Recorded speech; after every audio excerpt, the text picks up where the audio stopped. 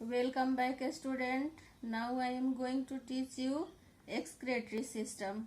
The excretory system consists of the kidneys, ureters, urinary blood and urethra. The elimination of waste from our body is called excretion.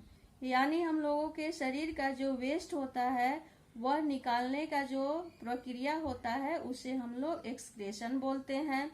Kidneys filter waste products from blood in the form of urine. यानी kidney जो है वह हम लोगों के blood का जो waste product होता है वह यूरिन के फॉर्म में छानता है, यानी वह ब्लड को छानने का काम करता है. This is carried to the urinary bladder through thin tube called ureters.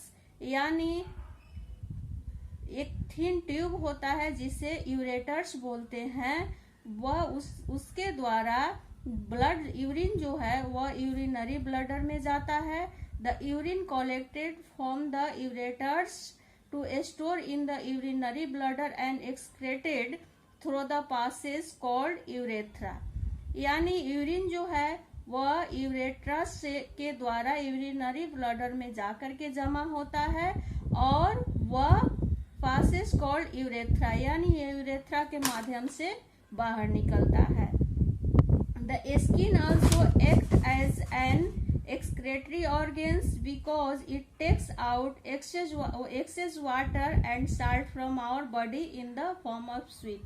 यानी स्किन जो है वह भी एक एक्सक्रेटरी ऑर्गन्स के तरह काम करता है क्योंकि वह भी हम लोगों के शरीर का एक्सेस वाटर और साल्ट को बॉडी से निकालता है फॉर्म ऑफ स्वीट यानी पसीने के रूप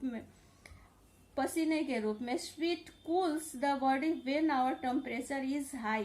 यानी जब हम लोगों के बॉडी का टेम्परेचर हाई हो जाता है तो पसीना हम लोगों के बॉडी को कूल करता है. तो इस तरह से हम लोग एक्सक्रेटरी सिस्टम पढ़े और हम लोग लास्ट पढ़ेंगे reproductive system. The organ system by which humans produce their young ones is known as reproductive system. यानी रिप्रोडक्टिव सिस्टम वह सिस्टम है जिसके द्वारा ह्यूमन बींग्स जो है वह बच्चे का जन्म देता है, यानी अपने जैसा दूसरा एक ह्यूमन प्रोडक्ट करता है, उसे हम लोग रिप्रोडक्टिव सिस्टम बोलते हैं.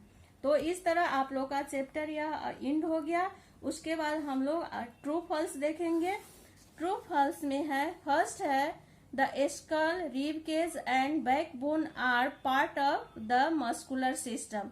यानी स्कल, रिब केज और बैकबोन जो है वह पार्ट है मस्कुलर सिस्टम का. यह फॉल्स है. यह फॉल्स है क्योंकि यह स्केलेटल सिस्टम का पार्ट है, तो इसे हम लोग फॉल्स करेंगे. There are two type of food vessels.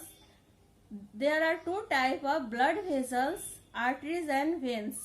यानी दो तरह का ब्लड वेसल्स होता है, आर्टरीज और वेन्स. यह ट्रू होगा, इसे हम लोग ट्रू लिखेंगे.